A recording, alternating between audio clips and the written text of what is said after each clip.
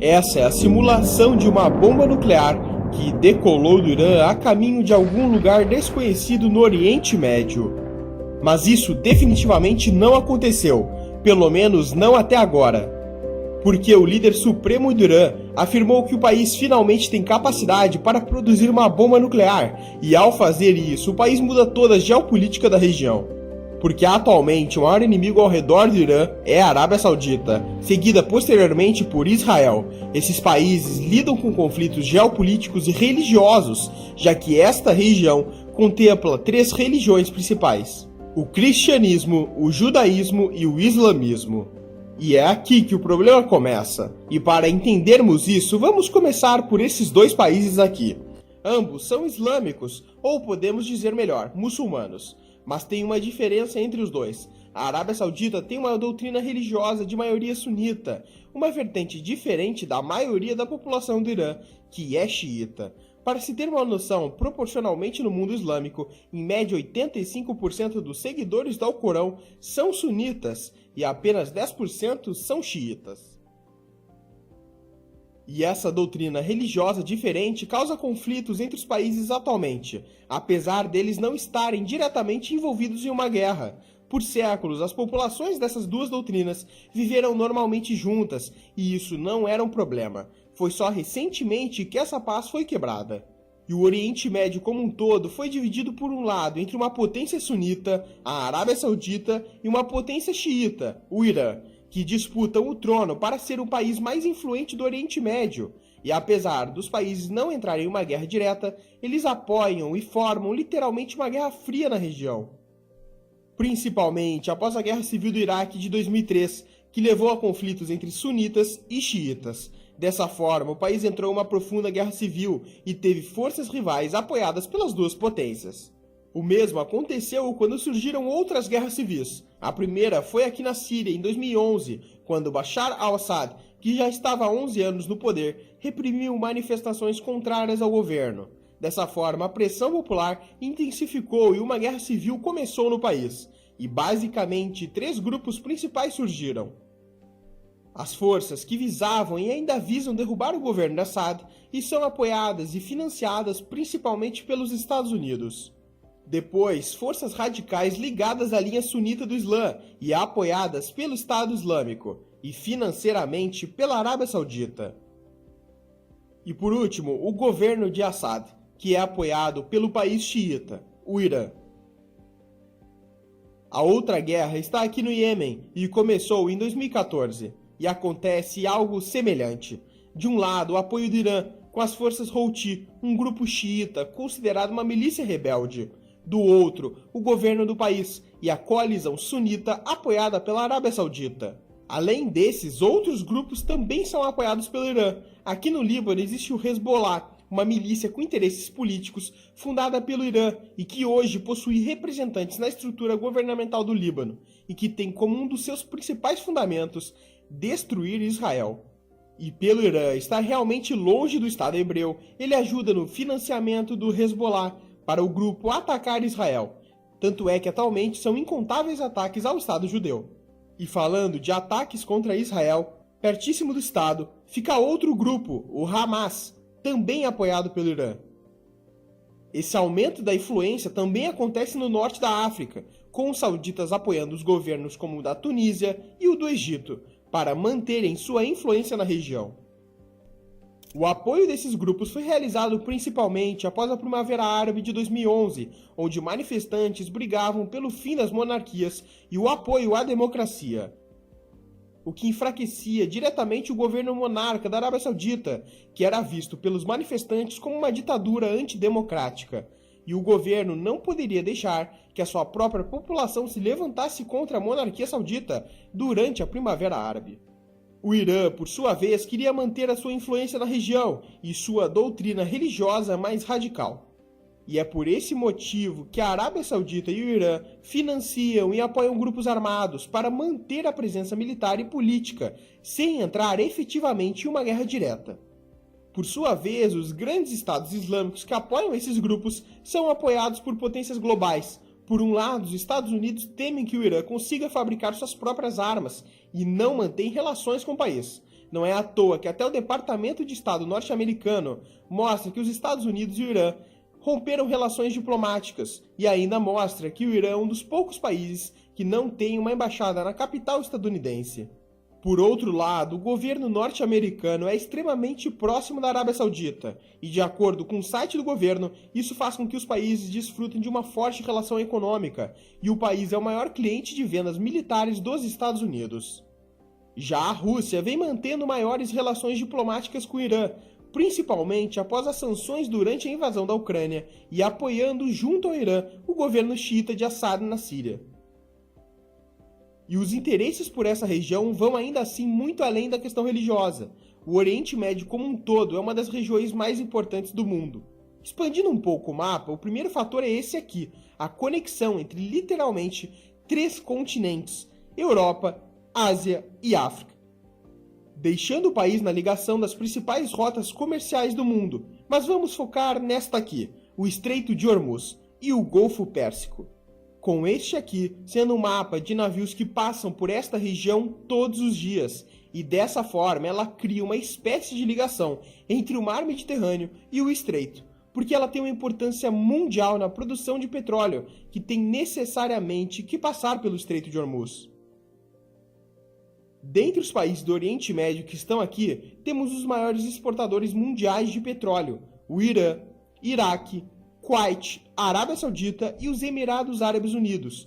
Juntos, esses países possuem quase 50% de todo o petróleo do mundo, e além disso, estima-se que 60% da produção mundial de petróleo seja oriundo do Oriente Médio. E aqui se vê a importância deste estreito e de toda esta região. E esse também é um dos fatores que intensifica essa Guerra Fria. Ambos países são potências petrolíferas na região, mas com histórias diferentes.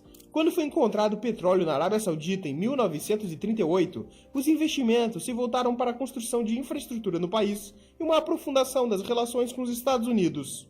Algo semelhante acontecia no Irã. Em 1953, os Estados Unidos realizaram um golpe no qual removeram o primeiro-ministro Mohammad Mossadegh, e eles o substituíram pelo monarca Reza Shah, que tornou o país um dos maiores aliados dos Estados Unidos. Mas a população se rebelou em 1979 e entrou no poder uma vertente mais radical, e o líder Ayatollah Khomeini. A partir daí, as relações entre a Arábia Saudita e Irã pioraram cada vez mais. E por ambos os países estarem no Golfo Pérsico, eles têm problemas geopolíticos aqui também. E o Irã, tendo essa posição privilegiada, consegue monitorar facilmente os navios que passam pela região e tomar ações contra os mesmos, com o intuito de desestabilizar o fornecimento de petróleo para regiões estratégicas. Um grande exemplo foi o navio israelense Mercer Street, que foi atacado em julho de 2021 por um drone. Segundo os Estados Unidos e Israel, o ataque foi realizado pelo Irã. Além do histórico iraniano de capturar navios e destruir dezenas de outros, com minas marítimas. Por decorrência disso, até hoje navios estrangeiros são escoltados por navios de guerra americanos por este golfo. E por possuir essa péssima relação com os Estados Unidos, o Irã é boicotado internacionalmente através de sanções econômicas. O país é tão prejudicado que, apesar de ser um dos maiores exportadores de petróleo do mundo, é quase sempre proibido de realizar suas exportações. Um bom exemplo são as proibições ao país em exportar petróleo para a Síria. Em certos momentos, navios iranianos são apreendidos aqui no mar Mediterrâneo, por suspeita dessa exportação de petróleo ilegal para a Síria. Desse modo, o Irã, em retaliação, captura e realiza esses ataques mascarados a navios. Eu disse mascarados porque os militares iranianos não entram efetivamente nesses confrontos, e sim as forças armadas apoiadas pelo Irã que realizam ataques a partir de regiões próximas ao Estreito de Hormuz, para que assim não esteja efetivamente entrando em uma guerra direta com o país. E já que falamos nas proibições contra o Irã, elas são muitas. Em 2015, o governo de Barack Obama, nos Estados Unidos, fechou um acordo com o país para frear o desenvolvimento nuclear do Irã. Em troca, as restrições econômicas contra o país seriam retiradas, mas em 2018, o até então presidente Trump quebrou o acordo e os norte-americanos impuseram novas restrições econômicas, como, por exemplo, sanções comerciais contra os programas nucleares de mísseis do Irã, embargo para a compra de armas e restrições a empréstimos para o país, e diversas restrições comerciais e econômicas, como a proibição de entidades iranianas em solo estadunidense. Dessa forma, o Irã fica excluído de grande parte de acesso ao mercado global, o que prejudica a economia do país, que vai de mal a pior. Entre 1993 e 2012 já existiam restrições contra o Irã, mas o PIB per capita saiu de 60 bilhões de dólares em 1993 para 600 bilhões em 2012, até que novas restrições foram feitas e o Irã começou a passar por crises econômicas.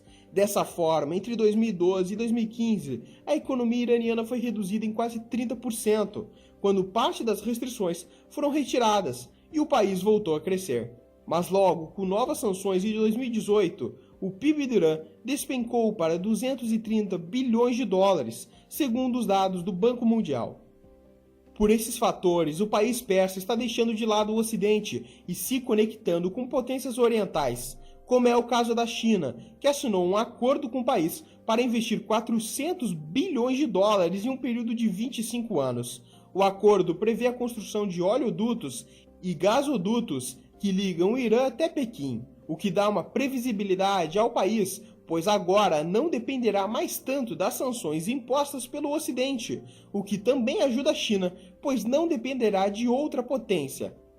E por essa parceria justamente com a China que o problema geográfico do Irã pode ser superado. Nas últimas décadas, o país oriental foi o que mais construiu ferrovias no mundo e conseguiu também construir no Tibete, uma região extremamente montanhosa da China, que pode ser replicada no Irã, já que o país tem uma das principais geografias montanhosas do mundo, sendo de muito difícil acesso.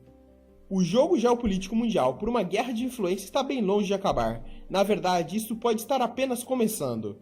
Mas o fato é que não existe potências tão fortes quanto esses dois países no Oriente Médio, e o Irã conseguir acesso a armas nucleares vai desestabilizar enormemente a região. Tanto é que, de acordo com a revista Reuters, os Estados Unidos querem impedir o Irã de adquirir armamentos nucleares. E essa foi a intensa Guerra Fria do Oriente Médio. Eu vim te lembrar para você nos seguir no nosso Instagram, @capfinanceiro, ou o primeiro link na descrição. Lá eu posto conteúdo sobre geopolítica e os bastidores do canal você só vê por lá.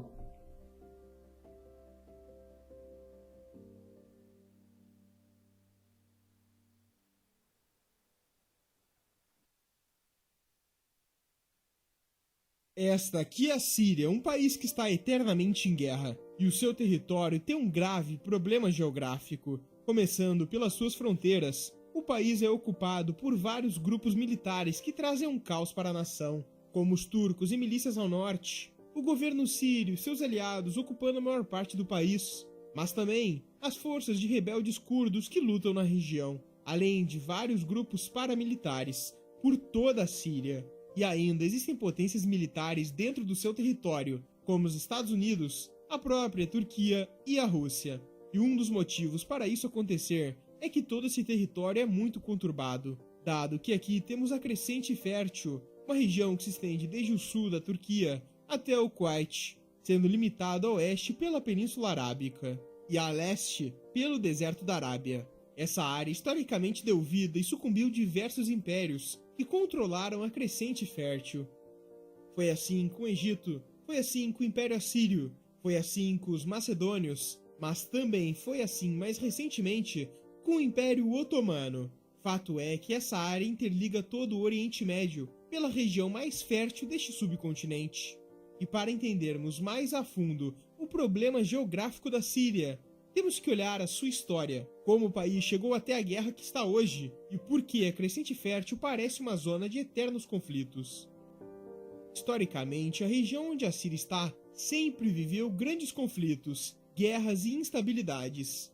E por ser uma nação muito antiga, a sua história tem que começar há muito tempo atrás. Então vamos voltar por volta de 1300 a.C., com o Império Assírio, o maior da sua época, que governou a região da Síria por mais de 1 milênio e até mesmo invadiu o Egito e a Anatólia. Com isso, os egípcios e os hititas fizeram o primeiro tratado de paz da história, ambos temendo os sírios. Em seguida começou a era dos grandes imperadores, Primeiro vieram os persas e depois Alexandre o Grande, com o Império da Macedônia. Continuando com a história, vieram as legiões romanas que também conquistaram as terras sírias e foram sucedidos pelo Império Bizantino. Mas a mudança mais importante na Síria foi a arabização, com 90% da Síria se tornando árabe muçulmana. Alguns sírios escolheram o Islã e alguns árabes se mudaram para lá também, e Damasco se tornou a capital do Califado Islâmico. Séculos depois, cristãos conscientes dos muçulmanos iniciaram as cruzadas, e 100 anos depois, Saladino conquistou a maioria das cidades dos cruzados.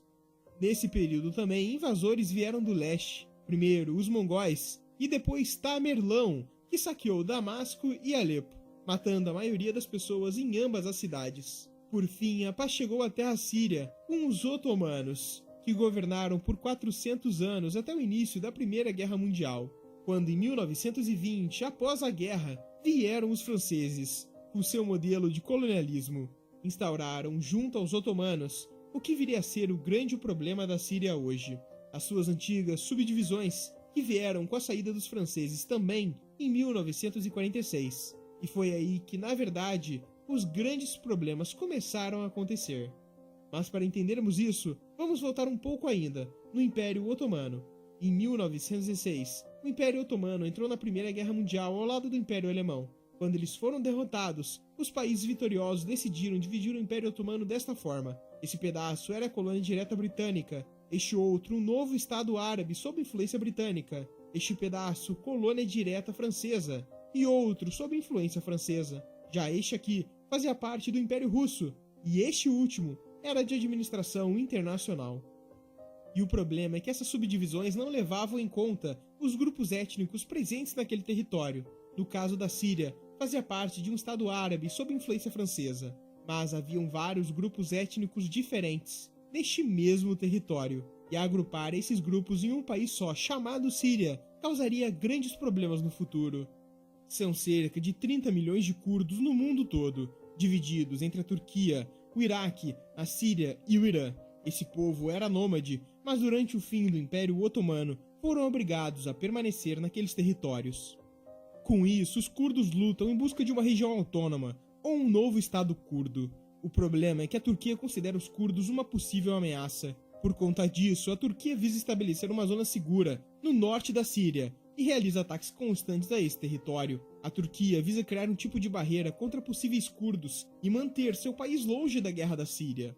Mas essa é uma parte da história apenas, porque o território da Síria está tão dividido que vários vácuos de poder foram criados no país historicamente. Em 2013, quando o governo sírio voltou sua atenção para reprimir violentamente manifestantes, isso deixou um vácuo de poder no norte. Foi aí que grupos jihadistas do ISIS entraram em cena, e a partir de 2013, porções significativas dessa região, que era lar da maior minoria étnica da Síria, os curdos, foram conquistados pelos ISIS. Mas as milícias curdas resistiram com sucesso. Os Estados Unidos também apoiaram com suporte aéreo e treinamento no terreno contra o ISIS. E em 2015, milícias curdas e não curdas se uniram para formar as Forças Democráticas Sírias e começaram a empurrar o ISIS para longe. Isso abriu caminho para a expansão de um território liderado pelos curdos, que já estava estabelecido aqui.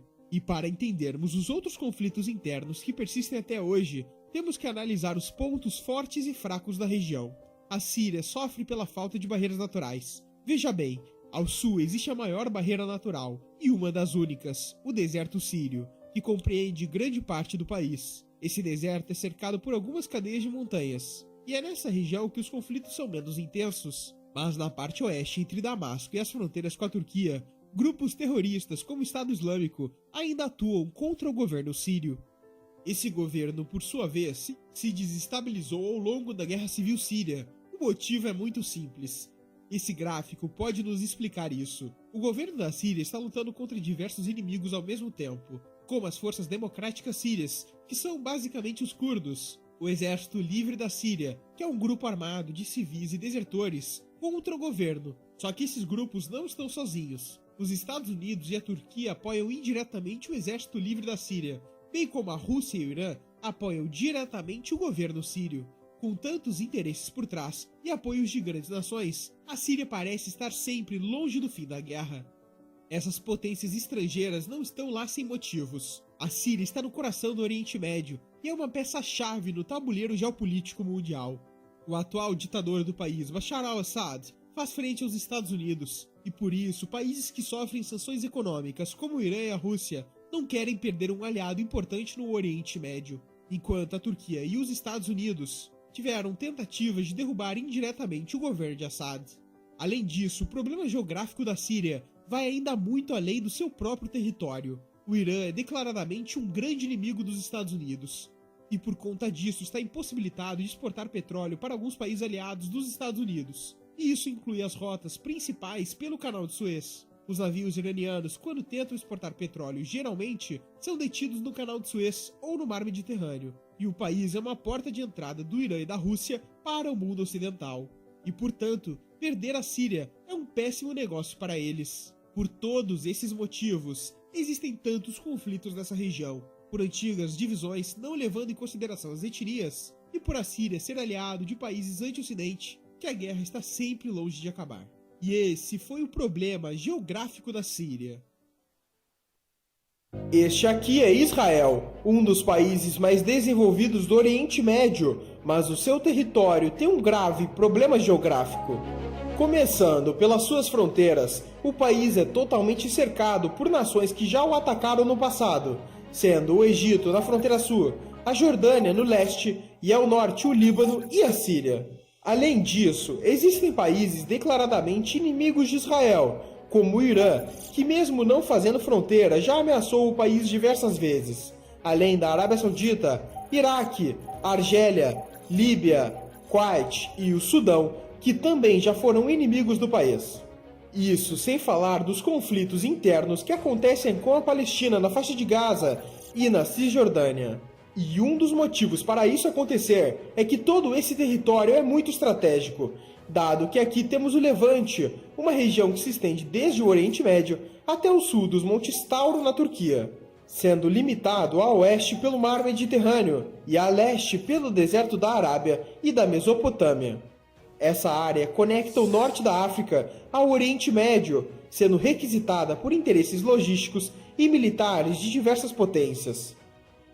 E o outro motivo de ser uma área de conflitos é pela questão religiosa, já que Israel concentra alguns dos principais centros históricos para o judaísmo, islamismo e o cristianismo. Para se ter uma noção, nos países ao redor de Israel, em média 94% da população é islâmica, enquanto em Israel 82% é judaica. E para entendermos mais a fundo o problema geográfico de Israel, temos que olhar a sua história.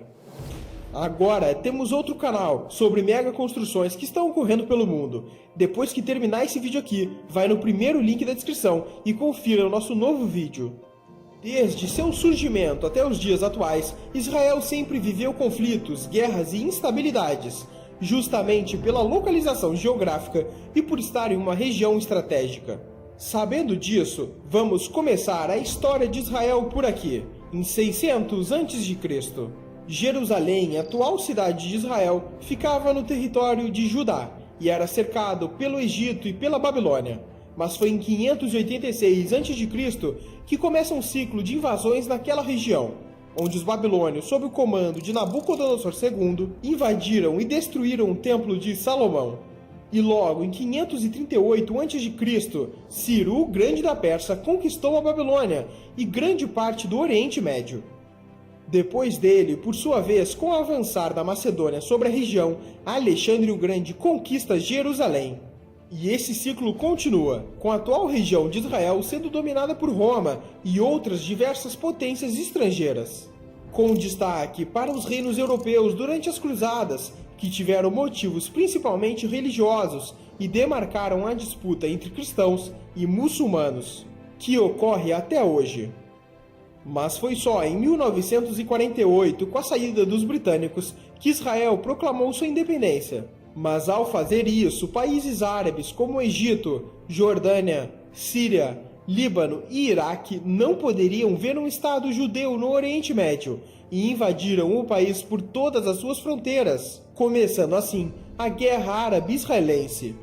E o Estado judeu, mesmo com tantos inimigos, venceu essa guerra, além da Guerra do Sinai em 1956, Guerra dos 6 Dias em 1967, Guerra do Atrito em 1970, além da Guerra do Yom Kippur e tantas outras que ocorreram, com Israel vencendo todas elas. E isso acontece em grande parte pela estratégia israelense de defesa, que por problemas geográficos e por ser um país pequeno e com pouco território, Israel não pode se dar ao luxo de recuar de seus inimigos, já que estaria entregando seu próprio território para os mesmos.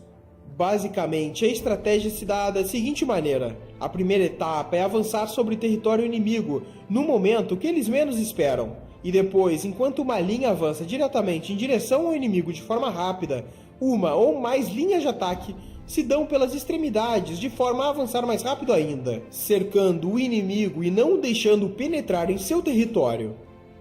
Em exemplos históricos, na Guerra dos 6 Dias, Israel estava cercado por inimigos. Então, durante a madrugada do primeiro dia de guerra, 178 caças israelenses levantaram voo e atacaram bases aéreas no interior do Egito, antes que os caças egípcios atacassem no dia seguinte. O mesmo aconteceu com ataques terrestres, dado que no mesmo dia do ataque aéreo, soldados israelenses avançaram contra posições egípcias que estavam entrincheiradas, com investidas diretas e pela retaguarda. O montante dessas guerras e conflitos mostra a instabilidade na região, e que hoje, mesmo tendo um decreto de paz entre Israel e países árabes, o país tem que sempre investir na sua defesa, tanto que as forças armadas de Israel são a 20ª maior do mundo. E da sua população de 9 milhões de habitantes, 600 mil são militares. Mas voltando ao território atual de Israel, para entendermos os conflitos internos que persistem até hoje, temos que analisar os pontos fortes e fracos da região. Diferente de países como os Estados Unidos, que possuem ótimas barreiras naturais e poucas fronteiras, Israel sofre nesse sentido, pois tem 3 barreiras naturais problemáticas. Sendo o Sinai, que por ser justamente uma área desértica e pouco habitada, ela dificulta o envio de forças militares até o deserto de Negev. A outra região são os desertos ao sudeste que protegem Negev e chegam até o Mar Vermelho. E por fim, o deserto que começa por volta de 40 quilômetros ao leste do Rio Jordão, que protege das possíveis ameaças vindas da Jordânia. Mas essa região em específico só funciona se Israel mantiver o controle da Cisjordânia, uma região de maioria palestina, o que é um problema para o país. E talvez esse seja o maior problema geográfico de Israel: os conflitos com a Palestina.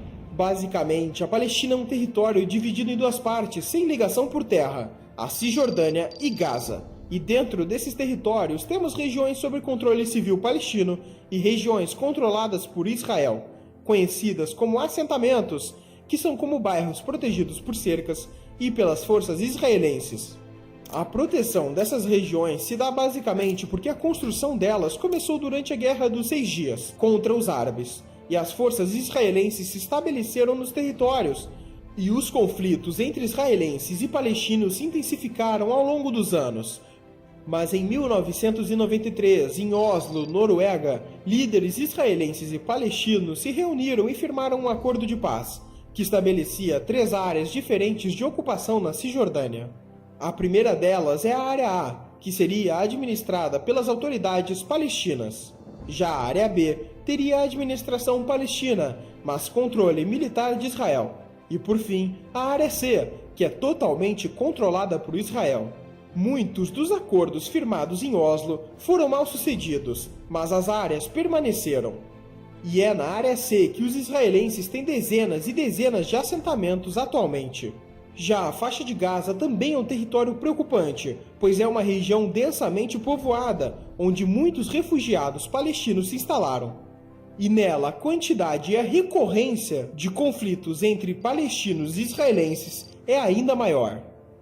E foi por esse conjunto de fatores que em 2002 os israelenses começaram a construção de um muro que se estende por todo o território entre Israel e a Cisjordânia. O mesmo aconteceu na cidade de Jerusalém, onde temos um grande muro que ronda todo o território. E falando em Jerusalém, esse é o ponto final. O interesse pela cidade se dá pelos vários lugares religiosos nela. Por exemplo, os principais lugares judeus que se destacam são 2, o Muro das Lamentações e o Monte do Tempo. Já para os cristãos, em principal, é a Igreja do Santo Sepulcro, e para os islâmicos, a Cúpula da Rocha. E hoje em dia, a cidade inteira está sob controle de Israel, e as perspectivas para o futuro são que continue assim. Mas as ameaças pela tomada de Jerusalém por parte de países árabes continuam. Os países lutaram pela tomada de Jerusalém durante sua história, e isto pode voltar a acontecer. E é incrível como um país tão pequeno e tão limitado territorialmente conseguiu se tornar a potência que é hoje, mesmo com todos os seus percalços geográficos. E esse foi o problema geográfico de Israel. Eu vim te lembrar de assistir esse vídeo aqui, sobre mega construções que estão ocorrendo pelo mundo. Vai no primeiro link da descrição e confira o nosso novo vídeo sobre a muralha de 400 quilômetros que o Japão está construindo. Eu tenho certeza que você não vai se arrepender. Este aqui é o Japão, um dos países mais desenvolvidos de todo o mundo, mas este país conta com características geográficas problemáticas. Ele possui centenas de ilhas, mas temos 4 principais que se destacam. Começando pelo sul do país, temos a ilha de Kyushu e Shikoku. Posteriormente, temos 2 ilhas maiores, sendo Honshu e Hokkaido. Essas 4 ilhas formam parte do arquipélago japonês. E é aqui que o problema geográfico do Japão começa. A sua formação geográfica peculiar não é à toa, e sim por consequência do Japão estar localizado entre 4 placas tectônicas distintas. A primeira delas sendo a placa tectônica do Pacífico, que está se movendo gradualmente para o oeste, empurrando assim a placa das Filipinas e a placa norte-americana, fazendo ambas se chocarem com a placa tectônica euroasiática. E graças a essas 4 placas tectônicas, o seu território é cheio de vulcões. São 108 vulcões ativos no país. Este número corresponde a 10% de todos os vulcões ativos no mundo. E se compararmos com o Brasil, que é 22 vezes maior que o Japão, o nosso território não tem nenhum vulcão ativo, e mesmo com seu gigantesco tamanho, o Brasil está no centro da placa tectônica sul-americana, não o deixando ser tão afetado por desastres naturais. Mas voltando para o Japão, em decorrência de sua formação vulcânica, 73% do território japonês é composto por montanhas, encontrando muitos problemas na sua área habitacional. Por consequência disto, os japoneses se concentraram em pequenos territórios litorâneos. Por exemplo, a região metropolitana de Tóquio tem 37 milhões de habitantes. Mais ao sul, em Nagoya, temos quase 10 milhões. Já Osaka, no seu lado, tem quase 20 milhões. E por último, Fukuoka tem 5 milhões de habitantes. E apenas essas 4 metrópoles representam mais de 57% da população japonesa. E não é por coincidência que todas estas áreas são mais planas e mais desenvolvidas em comparação ao interior do país, que é um território montanhoso. Tóquio, por exemplo, está localizada na parte plana mais extensa do Japão, pois aqui temos a planície de Kanto, a maior planície do país. Essa região possibilitou o desenvolvimento de 2 pontos importantes. O primeiro deles é a força agrícola da região, que foi intensamente explorada. O segundo ponto é a fácil expansão residencial por aquele território, dado a sua planície. Não é à toa que hoje Tóquio é a cidade mais populosa do mundo, com 3 a cada 10 japoneses morando na área metropolitana da cidade. E se compararmos com outras regiões que não são planícies, vemos que elas são menos desenvolvidas, como a região de Nagano, que é uma área menos populosa. O mesmo acontece com a região de Gifu, que também tem uma grande presença de montanhas em seu território. E como mais de 70% do território do Japão é formado por montanhas, isso também o prejudicou em seu desenvolvimento.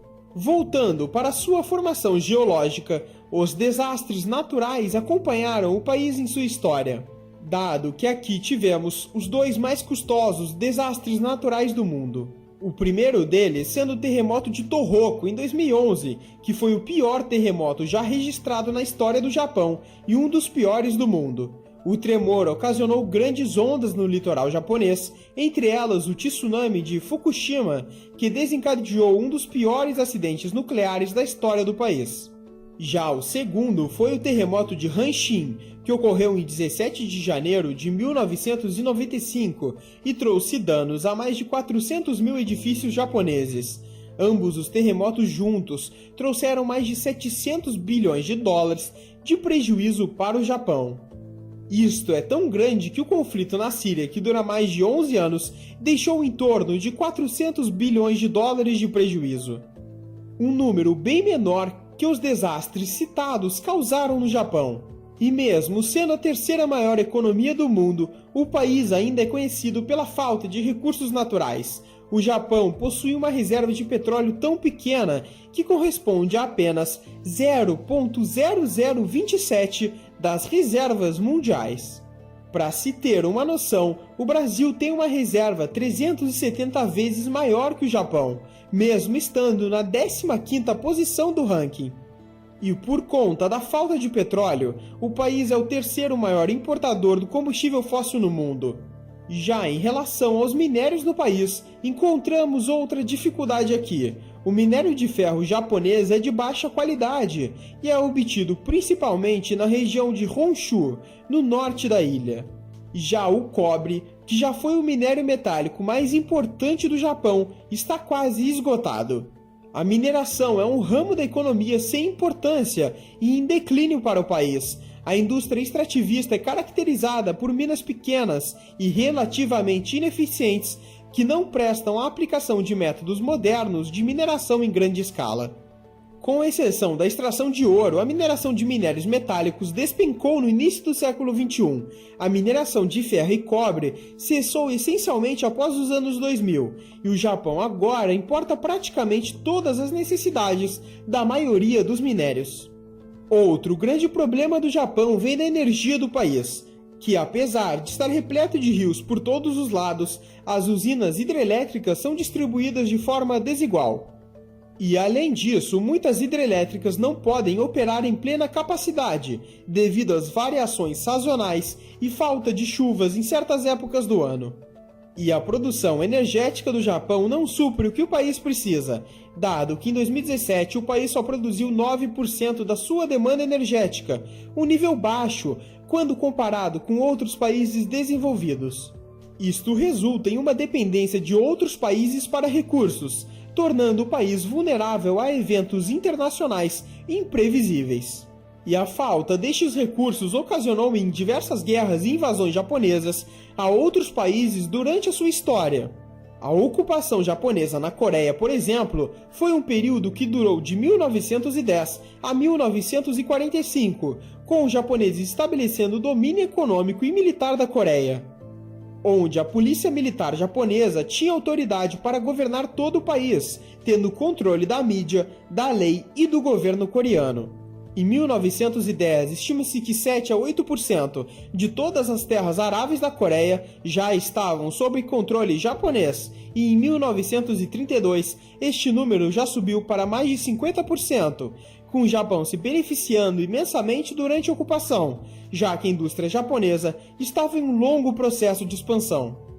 No mesmo período, enquanto o Japão ocupava a península da Coreia, o Império conquistou a região da Manchúria, uma terra rica em recursos naturais que foi amplamente vista como uma forma de salvar a economia japonesa da Grande Depressão, causada pela influência dos Estados Unidos. Posteriormente, o Japão esteve em vários conflitos e invadiu diversos países em todo o Sudeste Asiático. Mas a cultura de invasão japonesa acabou após o ataque de Pearl Harbor, que resultou na resposta americana de Hiroshima e Nagasaki e destruiu as duas grandes cidades. E posteriormente, isto deu fim a todos os domínios japoneses sobre outras regiões fora de seu território. E hoje o Japão, apesar de sua geografia peculiar e a falta de recursos naturais, conseguiu se desenvolver através do foco em seu próprio território e importando o que não possui. E este foi o exato motivo pelo qual a geografia japonesa é insanamente ruim.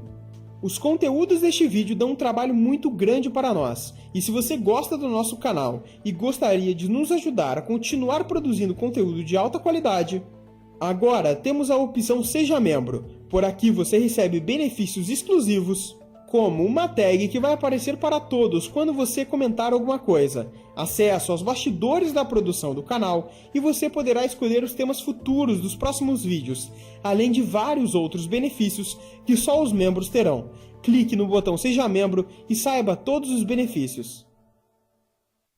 Este aqui é o Japão, um dos países mais desenvolvidos de todo o mundo, mas este país conta com características geográficas problemáticas. Ele possui centenas de ilhas, mas temos 4 principais que se destacam. Começando pelo sul do país, temos a ilha de Kyushu e Shikoku. Posteriormente, temos 2 ilhas maiores, sendo Honshu e Hokkaido. Essas 4 ilhas formam parte do arquipélago japonês.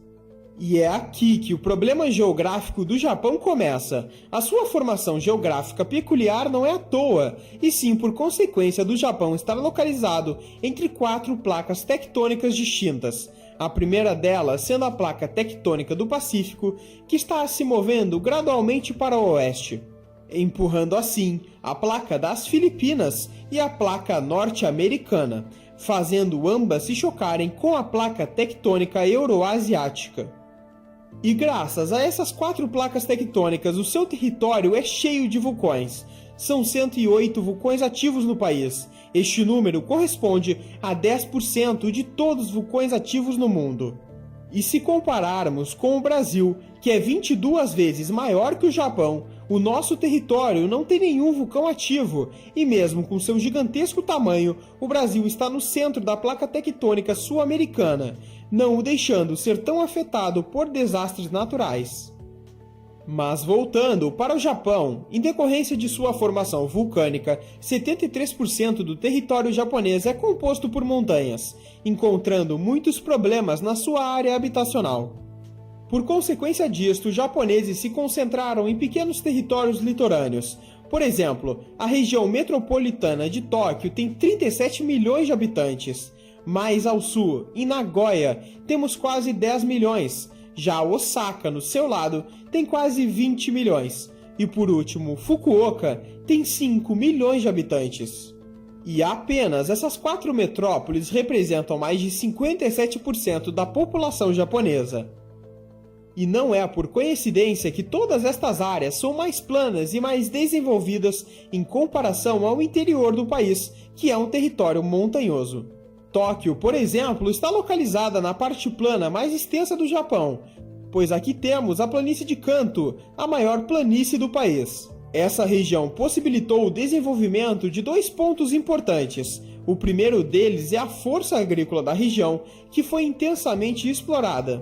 O segundo ponto é a fácil expansão residencial por aquele território, dado a sua planície. Não é à toa que hoje Tóquio é a cidade mais populosa do mundo, com 3 a cada 10 japoneses morando na área metropolitana da cidade. E se compararmos com outras regiões que não são planícies, vemos que elas são menos desenvolvidas, como a região de Nagano, que é uma área menos populosa. O mesmo acontece com a região de Gifu, que também tem uma grande presença de montanhas em seu território.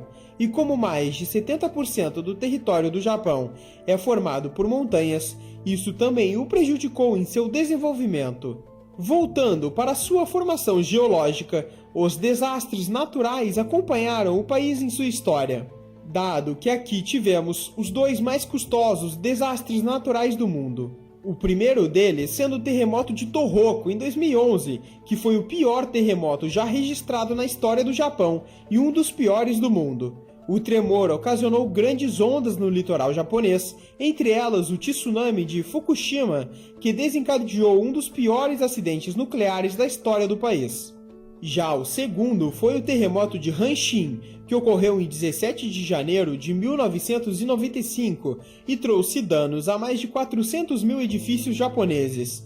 Ambos os terremotos juntos trouxeram mais de 700 bilhões de dólares de prejuízo para o Japão.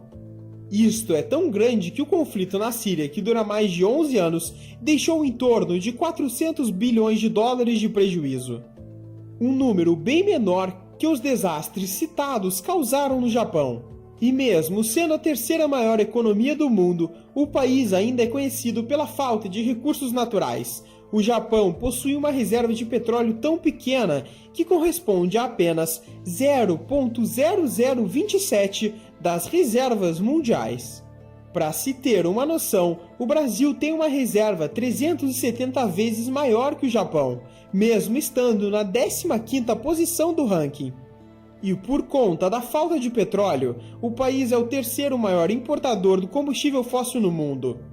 Já em relação aos minérios no país, encontramos outra dificuldade aqui. O minério de ferro japonês é de baixa qualidade e é obtido principalmente na região de Honshu, no norte da ilha. Já o cobre, que já foi o minério metálico mais importante do Japão, está quase esgotado. A mineração é um ramo da economia sem importância e em declínio para o país. A indústria extrativista é caracterizada por minas pequenas e relativamente ineficientes que não prestam a aplicação de métodos modernos de mineração em grande escala. Com exceção da extração de ouro, a mineração de minérios metálicos despencou no início do século XXI. A mineração de ferro e cobre cessou essencialmente após os anos 2000, e o Japão agora importa praticamente todas as necessidades da maioria dos minérios. Outro grande problema do Japão vem da energia do país, que apesar de estar repleto de rios por todos os lados, as usinas hidrelétricas são distribuídas de forma desigual. E além disso, muitas hidrelétricas não podem operar em plena capacidade, devido às variações sazonais e falta de chuvas em certas épocas do ano. E a produção energética do Japão não supre o que o país precisa, dado que em 2017 o país só produziu 9% da sua demanda energética, um nível baixo quando comparado com outros países desenvolvidos. Isto resulta em uma dependência de outros países para recursos, tornando o país vulnerável a eventos internacionais imprevisíveis. E a falta destes recursos ocasionou em diversas guerras e invasões japonesas a outros países durante a sua história.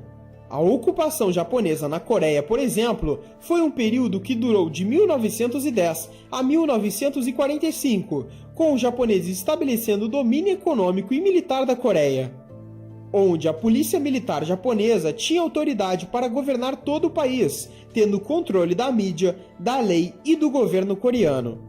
Em 1910, estima-se que 7 a 8% de todas as terras aráveis da Coreia já estavam sob controle japonês, e em 1932 este número já subiu para mais de 50%, com o Japão se beneficiando imensamente durante a ocupação, já que a indústria japonesa estava em um longo processo de expansão. No mesmo período, enquanto o Japão ocupava a península da Coreia, o Império conquistou a região da Manchúria, uma terra rica em recursos naturais que foi amplamente vista como uma forma de salvar a economia japonesa da Grande Depressão, causada pela influência dos Estados Unidos. Posteriormente, o Japão esteve em vários conflitos e invadiu diversos países em todo o Sudeste Asiático. Mas a cultura de invasão japonesa acabou após o ataque de Pearl Harbor, que resultou na resposta americana de Hiroshima e Nagasaki e destruiu as duas grandes cidades. E posteriormente, isto deu fim a todos os domínios japoneses sobre outras regiões fora de seu território. E hoje o Japão, apesar de sua geografia peculiar e a falta de recursos naturais, conseguiu se desenvolver através do foco em seu próprio território e importando o que não possui. E este foi o exato motivo pelo qual a geografia japonesa é insanamente ruim. Os conteúdos deste vídeo dão um trabalho muito grande para nós, e se você gosta do nosso